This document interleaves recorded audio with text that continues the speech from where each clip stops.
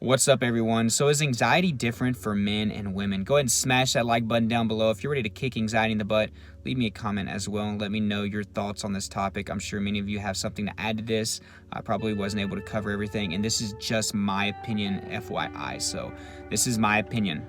I'm going to go ahead and first say that as far as symptoms go, I think men and women are fairly similar. There are some technicalities that could be different as far as the most reported symptoms by a man and then by a woman. So I'll probably make like a top 10 most reported symptoms by a male and then one for a female in the future. So I think that could, if you're curious about that, you'll be able to get that little fix. As far as root causes, I think also this is just a huge mixture. There's many different root causes for anxiety. It can be anything from genetics to trauma to, any type of bullying, anything. It literally could be anything. So they're fairly similar in that. But something that I think differs are stigmas. Now, there are more women apparently that have anxiety disorders and depression than men. And that's reported, right? That's from going and getting diagnosed.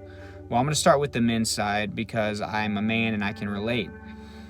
There's a huge stigma around men, right? And that's been like that since the beginning of humanity. We're supposed to be strong. We're supposed to be strong mentally and physically. We're supposed to be brave and courageous. We're supposed to be the provider and protector.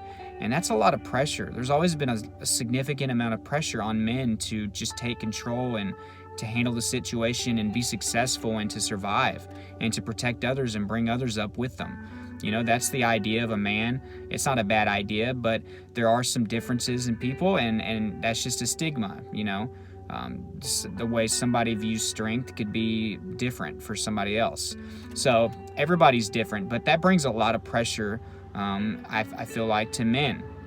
Now, whenever you have anxiety disorders, all of those little stigmas or, maybe aspects of being a man are deflated, if you will. They're diminished, or at least you feel that way. And the first one is like thinking that you're mentally weak. Although I don't believe that you're mentally weak. Don't let somebody just call you weak-minded, because that's not the case. You just don't have a healthy way of coping with adversity. It doesn't mean that you're weak-minded. That's just a learned behavior, and just like you learned how to cope with it unhealthily, you can learn how to cope with it in a healthy way. So you're not weak-minded, so don't think that. But I really started to think that with my anxiety. I felt like I couldn't handle anything. I felt like I couldn't accomplish anything. Physically, this is one of the actually weakest times of my life. I wasn't working out. I was staying at home. I was eating horrible. I was drinking so much. I really felt physically weak. I didn't feel like I was strong or powerful or anything like that. I was in some of the worst shape of my life during that time of anxiety disorders. Brave and courageous, I thought I was super scared at all times. I was always afraid that death was, right around the corner. I was afraid of anything and everything. Even things like loud noises or stuff that didn't used to bother me started to scare me. I wasn't really brave or courageous during this period of time, and that's unfortunate, but that's just kind of what anxiety did to me. As far as being a provider and protector, I was living with my girlfriend of over 4 years. I got anxiety disorder in the middle of the period of time that we were together, and towards the end, I was just living in her apartment. She was paying the bills for the place and the groceries. And I wasn't doing a ton. I was job hopping. I couldn't hold a job down, whether it be because I had panic attacks on the way to work or just the stress of the job. I couldn't hold anything down. I wasn't getting any sleep at night, so I had insomnia. So I wasn't, I was calling in a lot. I didn't want to go to work because I just didn't have the energy to do it. So I didn't hold down a job. I wasn't financially sound. I didn't feel right. Everything that a man was supposed to be, I felt like I wasn't, and this was very discouraging for me. And, also it can work against you. There's a lot of men out there that are suffering from anxiety disorders and depression, and they haven't been just diagnosed. They haven't gone for whatever reason, whether that be more laziness or procrastination or the idea to hold up to that stigma and to be, strong. They don't want to, feel as if they're weak or vulnerable. It's also a pride issue. Pride can be a man's biggest downfall. And a lot of men have pride. They don't want to admit that they have any problems. This can go towards addiction as well. So I think actually there's probably just as many, if not even more, men that have anxiety disorders and depression than women do. Now I'm going to jump over to the women's side. We think about the stigma of a woman. And these are stigmas, and I know I'm not trying to be sexist in any ways, but this is just stigma, what I think the majority of people believe.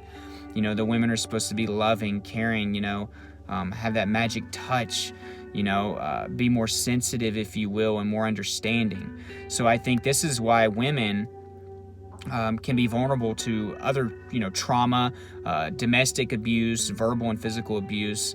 A lot of this can lead to anxiety. Men a lot of times seem to take advantage of women in a lot of ways, and a lot of women's anxiety disorders can be rooted in with that, by how they were treated by a man. I think that's maybe a difference in root causes of anxiety between men and women. Women can have more of that issue, but women are more sensitive.